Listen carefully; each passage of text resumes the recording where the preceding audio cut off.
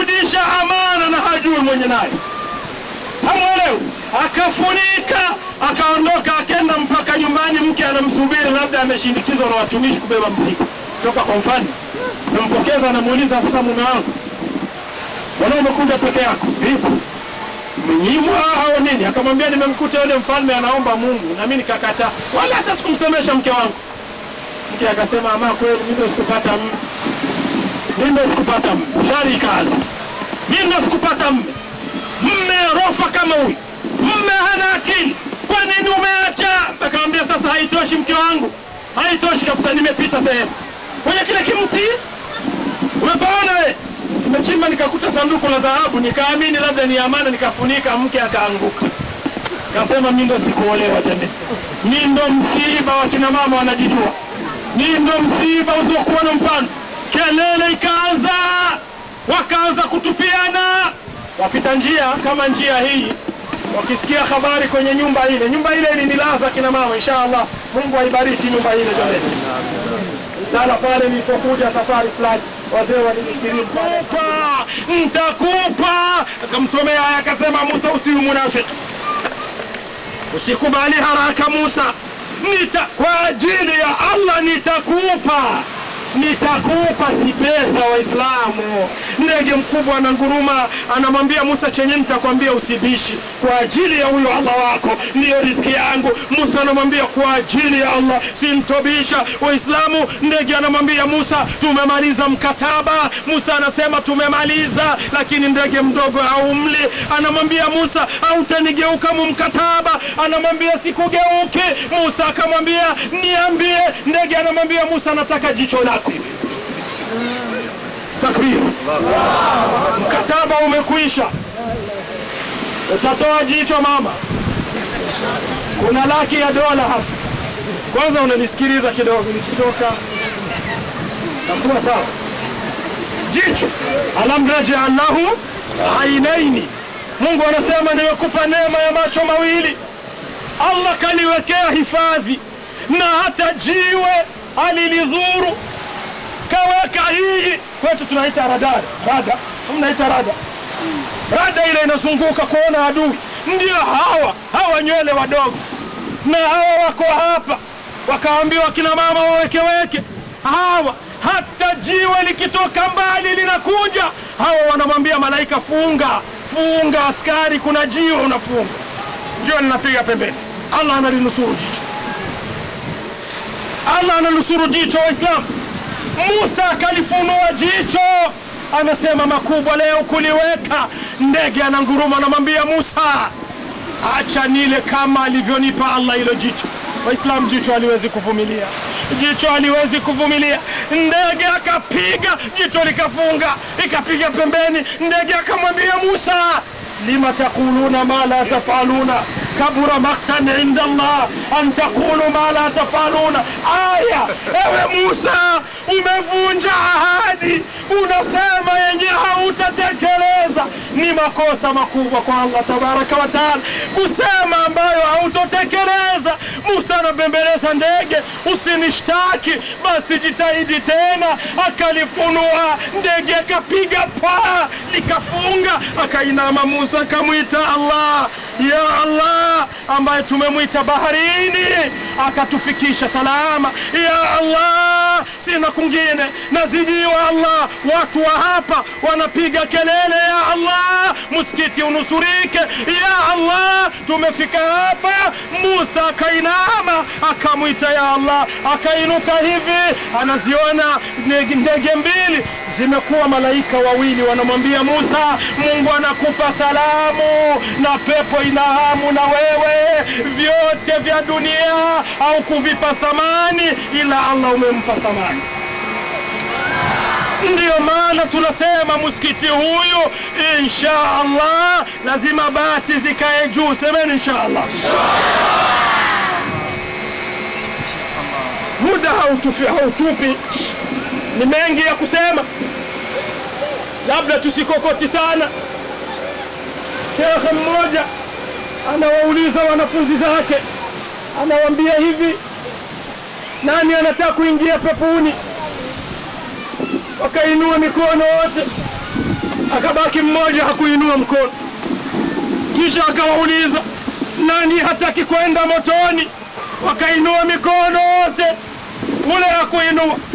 Mwisho shekhe akamuuliza, bwana wewe hautaki peponi, wewe hautaki motoni, unataka nini? Akasema, shehe mimi nataka umalize mawaidha njendee nyumbani. Ndio naogopa na nyie labda nimalize ili watu wasambaze. Nisimame. Ndio maana nitayajibu kwa wakati. Hapa chini ananikuna ndugu yangu, anasema maliza. Na maliza nikisema hivi, shekhe wangu Sheikh Juma, mufti wangu alhamdulillah, Mungu amjaze kwa mengi, na ndugu yangu Imrani, kwa kweli juhudi yao na wanadini maimamu wako hapa kutoka Mbene na huku kwingine, na kama tulivyoahidi siku moja akipenda Allah tutakuja tukae na maimamu wenzangu kufanya semina hiyo. Yuko mwenyekiti siku moja tulikutana naye hapa wa serikali, leo hayuko hapa. Aliniomba sana semina hiyo ya kusaidizana sisi wenyewe kwa wenyewe juu ya mfumo mzuri wa kuboresha hii kazi ya Mwenyezi Mungu Subhanahu wa Ta'ala. Huyu bwana Imrani kwa miaka anasema alikuja siku moja na barua yake ya kuomba msaada, akapotea, akanisuta, akasema niliwahi kumpa msaada, mimi nikamkatalia. Akanikumbusha akasema tulikwenda benki, ukaingia ndani ya benki ukatoa pesa ukanipa, nikamwambia sikujui tena, wala sikuelewi, labda ni habari zingine, usiwi jambazi wa kutakuniibia bwana, mbona unaanzia huko? Akanieleza taratibu mpaka akaninyanyua kunileta hapa wake, na muombea dua Allah amlipe kila la kheri. Nikapokelewa na Sheikh Juma na wazee wa mji, tukapanga tuliyoweza kuyapanga, na bwana Amrani anakuja mara kwa mara kunitembelea na awe na subra. Juzi amekuja, aliingia kama ni saa 3, nilimpokea saa 1 ya usiku. Labda ni kutokana na shughuli nyingi anazonikuta nazo, lakini ni mtu jasiri sana katika kung'ang'ania mambo, na kama angeng'ang'ania hata leo hatungekuja. Lakini mwisho tunakunja uso, sasa bwana naye haya tutakwenda. Ndio hii imetuleta leo hapa, mimi na wenzangu wanadini wako hapa, tumeshirikiana na wakina mama. Masuala aliyoyaomba hapa ya kujibu, kwa kweli nitasema hivi, nilimwagiza akusanye watu wanafunzi kama 30 au 40 ambao mji huyu utusaidie chakula, tuwaweke sehemu moja ili waweze kusomeshwa kuinua kipaji chao. Hiyo ndio tulikubaliana, na hata nikamkutanisha yeye na wakati alipokuja turu fulani ofisini, nikamwambia acha nipige kelele kwa wengine watakao tusaidia, hatuna mshahara wa kulipa wanadini, lakini sabuni tu kidogo wanadini akishinda hapo kidogo ili apate sabuni. Nikamfungulia mtandao wa Skype, ni kweli wakazungumza na mtu yuko mbali sana Ulaya, wanaonana jicho kwa jicho. Akazubaa mwenyewe, inawezekana? Nikamwambia inawezekana. Ule wakaonana jicho kwa jicho, wanazungumza na yuko Ulaya. Nikamwambia hii ni njia mojawapo ya kuwatafuta watu watakao tusaidia hiyo sabuni ya Maalim. Juzi nimempendekezea, nikamwambia nipe basi hao vijana niwalete Bujumbura, wakae wasomee Bujumbura.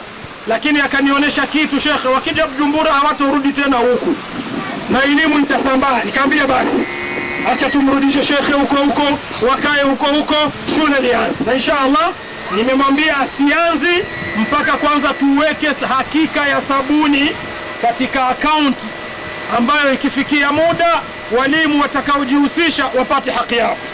Semeni inshallah. Jambo la pili ameliomba ni neno inaitwa udhuhia. Udhuhia mmeielewa? Kichinjo cha laidi kubwa. Kichinjo cha laidi kubwa ndio ameomba. Anasema yeye ana umri wa miaka 35 hajafanikisha hapa mwa huyu mji. Ni kweli? Ni kweli, mji umekaa tabani sana. Kuna kazi ila bahari, Kitomboka inawapitua, mlima hawapandi. Kwa hivyo wako katikati ya jiwe na nyundo, nusra yao inahitajika. Kwa hivyo mimi nadhani katika udhuhia zitakavyokuwa zimesogea, tutaulizana, wanachangiaga hata watu 7 ng'ombe mmoja. Kule kwetu wanachangaga watu 7 ng'ombe mmoja. Kama fikra itakuwa au mbuzi, taletwa hapa ichinjwe, kisha ngumi ziruke. Kawaida kwenye nyama kisu kinalia. Sawa, kwenye nyama kisu kinalia. Kwenye nyama hapaji fimbo, panakuja kisu. Kwa hivyo hiyo ikiwezekana itatokana na hali itakayojitokeza siku zijazo. Ingine ni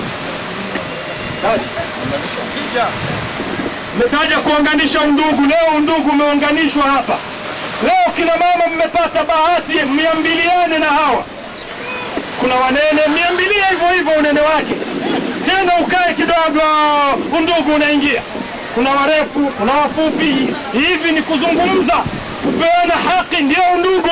Fa innamal mu'minuna ikhwa. Visa ni vingi wakati hakuna nyingine. Naomba majuzu, siku alikuwa kwangu ofisini, nilipiga simu Dar es Salaam juu ya majuzu na tende. Akitaja majuzu na tende, kwa kweli bado sijavinasa. Kivikamata mtapata majuzu. Nija tu. Spika na nini. Namwambia Kamrani, tutasema na huyu bwana ana mtu yuko nje, muhusika analetega hivyo vitu tunato kwa sasa, wenye wako ni utu tubafu. Tule tuupe tule twa kuweka ndani. Tule kwa sasa tuko nato. Sijui na nini kwenye stoki kuna nini. Mzingo zinabakia. Tule ndo tuko twingi. Alikuwa ameleta hivi hizo mmeomba, lakini zilisambazi kesho. Mara nyingi akipakia kontina zake ndo huwa anatusaidia. Na wengine huwa wanaleta alafu ndio tunasambaza hivi. Vingine nimeona ni shida za generator haya maeneo yetu. Vingine wameomba hija. Inna lillahi wa inna ilaihi raji'un. Kagunga hakuna haji. Hakuna hii. Ndio ameomba hija. Huyu bwana yuko anataja hapa ndio muhusika wa mambo ya hija. Huyu nimemtajia bwana Imran. Ndio mzungu mwenye kuzunguka mambo ya hija. Kwa hivyo hilo mimi nadhani atakwenda nalo akae nalo kimya. Chuo ndio hicho kimekiwekea ahadi.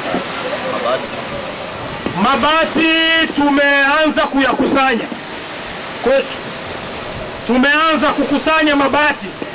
Kina mama wanaelewa, na sadaka za mabati zipo, na idadi iko inakwenda inainuka ya mabati. Nadhani tunataka tuutumie na mwezi wa Ramadhani ili tuone huyu msikiti unahitaji bati 240. Hivyo ndio mlisema ngapi jamani?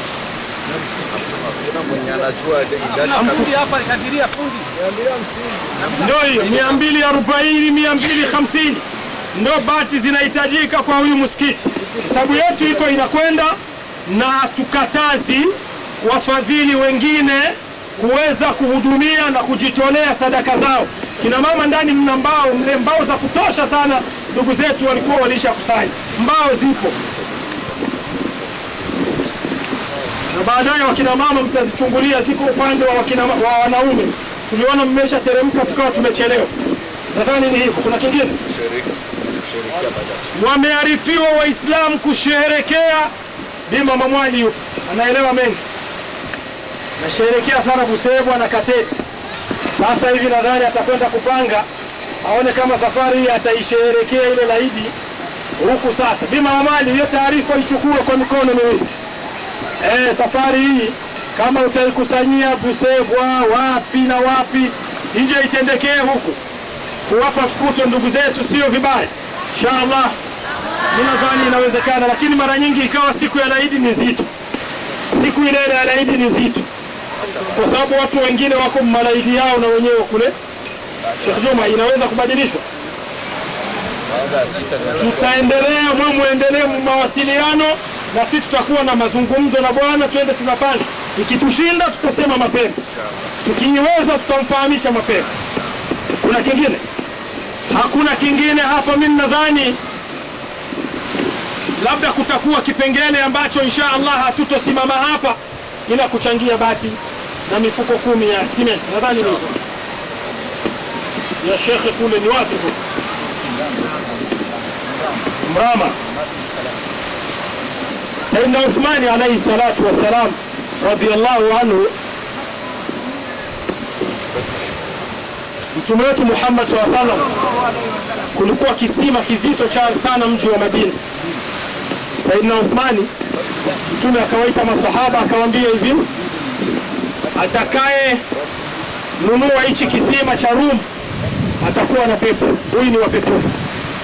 Saidina Uthmani akaenda kwa Rum, kafiri mkubwa sana, akamwambia Rum, nataka kununua hichi kisima, ndo watu wanachotea maji, nikupe ngapi? Rum akamwambia siuzi. Uthmani akamwambia nitakupa laki. Rum akasema siuzi. Uthmani akambembeleza nitakupa milioni. Rum akasema siuzi. Usikii Uthmani, siuzi. Uthmani akamwambia nitakupa basi milioni, nitakupa milioni 2 Rumu. Rum akamwambia Uthmani, huelewi, siuzi. Mtume yuko anawaambia masahaba, atakaye nunua kisima cha Rum, huyo ana ufunguo wa kuingia peponi. Uthmani akaenda, usingizi ukapotea macho. Alfajiri akaamka, bwana Rum, mimi nitakufa Rum, nakupa milioni 3 basi. Rum akamwambia siuzi. Uthmani akashinda nyuma ya Rum. Bwana Uthmani, nakupa 4. Rum akamwambia siuzi. Uthmani akaenda akalala, usingizi ukaruka. Akamkia kwa Rum, nitakupa 7. Rum akamwambia siuzi. Akampa 10. Rum akamwambia siuzi. Uthmani akamwambia hivi, Rum, nakupa 10 na kisima kitakuwa chako, tugawe zamu. Milioni 10 nakupa wewe leo, wewe na kikodi, na mimi leo na kodi tu. Rum akasema kama ni hivyo sawa, leta hizo milioni 10. Akachukua Rumi milioni 10. Uthmani akapumua akasema nina pepo ya Allah tabaraka wa taala. Uthmani, Rumi siku yake kwa kile kisima, watu wanakuja kuchota maji, wanalipa pale Madina, wanalipa. Siku ya Uthmani anawaambia watu njooni mchote maji bure, na alitoa milioni 10. Choteni bure, wanachota bure. Mwisho akawa anawaambia leo choteni na ya kesho. Wakawa wanachota ya leo na ya kesho. Siku ya Rumi akija anakaa kwenye kisima mpaka jioni, hakuna mteja. Na wale si Waislamu wamechota. Mwisho Rumi akamwambia Uthmani, mimi naona ulikuwa na akili za hali ya juu, nipe basi kidogo upagie nacho kisima. Akampa 100,000 akabaki na kisima. Mungu anasema katika Qur'ani, wasayujannabuha al-atqa alladhi yu'ti malahu yatazakka. Mungu anamweka mbali na moto yule ambaye ametoa mali yake ili kujitakasa. Ninataka sadaka ya bati na simenti mifuko 10. Tena lunoti nzuri sana la Burundi. 1, 2, 3. Wa kwanza peponi. Nataka noti. Waislamu, Kagunga, mnaweza kutusaidia kidogo? Toeni sadaka. Cement bwana, naomba cement na ule msikiti wake. Wababa, leteni pesa. Hatuna. Leteni pesa, ziko zinatoka tu mkono. Allahumma salli ala Muhammad ya Rabbi salli alayhi wa sallim. Allahumma salli ala Muhammad ya Rabbi salli alayhi wa sallim. Allahumma salli ala Muhammad ya Rabbi salli alayhi wa sallim.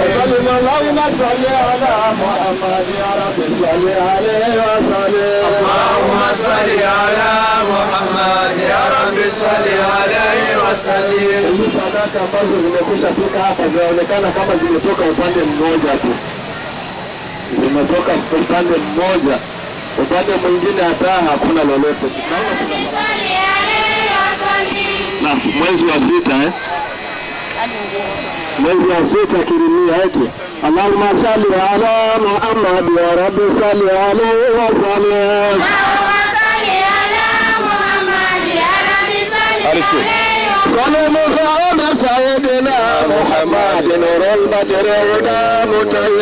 اللهم صل على محمد يا رب صل عليه وسلم. وزم على سماء سماء محمد جبريل قال له تقدم اللهم صل على محمد يا رب صل عليه وسلم اللهم صل على محمد يا رب صل عليه وسلم اللهم صل على محمد يا رب صل عليه وسلم اللهم صل على محمد يا رب صل عليه وسلم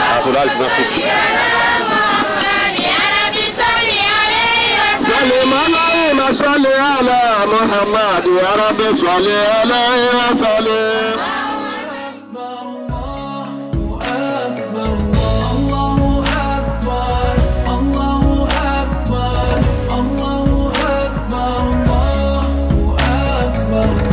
If you ask me about love and wanna know about it, my answer would be it's everything about Allah, the pure love to our souls, the creator of you and me, the heavens and the whole universe, the one that made us whole and free, the guardian of his true believers. So when the time gets hard,